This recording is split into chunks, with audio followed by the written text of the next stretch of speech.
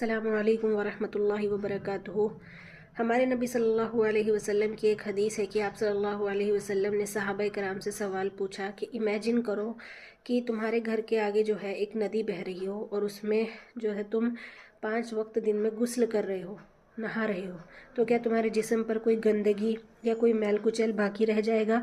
تو صحابہ نے جواب دیا کہ نہیں یا رسول اللہ، ہمارے جسم پر کوئی بھی میل کچیل اس وقت باقی نہیں رہے گا۔ تو ہمارے نبی صلی اللہ علیہ وسلم نے ارشاد فرمایا، جس طریقے سے 5 وقت غسل کرنے سے ہمارے جسم پر کوئی بھی میل کچیل نہیں رہ جاتا ہے، ٹھیک اسی طریقے سے 5 وقت کی نماز پڑھنے سے بھی اللہ رب العزت ہمارے جو دل کا میل کچیل ہے، ہمارے جو گناہ ہیں، ان کو مٹا دیتے ہیں۔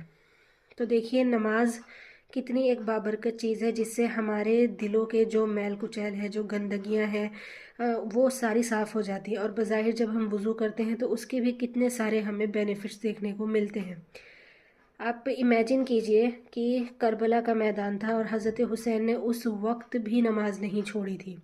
ہمارے نبی جو تھے جنگوں میں جایا کرتے تھے، اور ہمارے نبی جنگ کے میدان میں جا کر بھی اپنی نمازوں کو نہیں چھوڑا کرتے تھے۔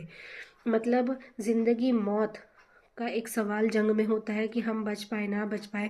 اگر ہم نماز میں کھڑے ہو گئے تو ہو سکتا ہے ہمارے دشمن جو ہے ہمارے پیچھے سے وار کر دے اور ہمیں جو ہے گھائل کر دے، لیکن اس وقت بھی ہمارے نبی جو تھے وہ اپنی نمازوں کو نہیں چھوڑا کرتے تھے۔ آج ہمارا کیا حال ہے؟ اگر ہم دیکھیں، اگر ہمیں چھوٹا سا کام بھی آ جائے تو ہم اپنی نمازوں کو ترک کر دیتے ہیں، چھوڑ دیتے ہیں۔ اگر ہمیں یہ ہے کہ ہم نے 1 وقت کی نماز پڑھ لی اور پھر 4 وقت کی ہم چھوڑ دیتے ہیں۔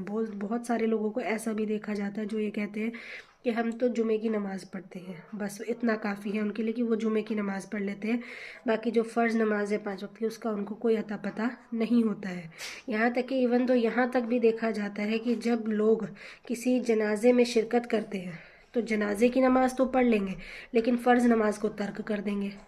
تو دیکھیے اللہ رب العزت نے جو فرض ہمارے اوپر چیزیں کی ہیں اس کو چھوڑنے پر کوئی بھی گنجائش نہیں ہے، وہاں پر ہمیں گناہ ہی ملے گا۔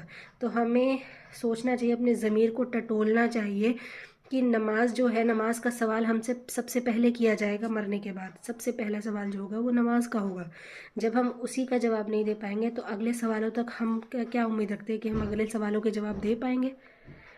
تو یہ جو قوم آج ہماری بربادی کا ایک کارن، اس قوم کی بربادی کا ایک کارن یہ بھی ہے کہ ہم نے اپنی نمازوں کو چھوڑ دیا ہے۔ اللہ تعالیٰ نے دنیا اور آخرت کی کامیابی ہی نماز میں رکھی ہے۔ جب ہم اللہ کو ساتھ لے کر چلیں گے، اللہ کے فرمان کو ساتھ لے کر چلیں گے تو ہمیں دنیا میں کوئی بھی چیز شکست نہیں دے سکتی ہے۔ تو پلیز سوچئے، تھنک کہ ہم کیوں اپنی نمازوں کو ترک کرتے، کیوں ہم اتنی غفلت میں ہیں۔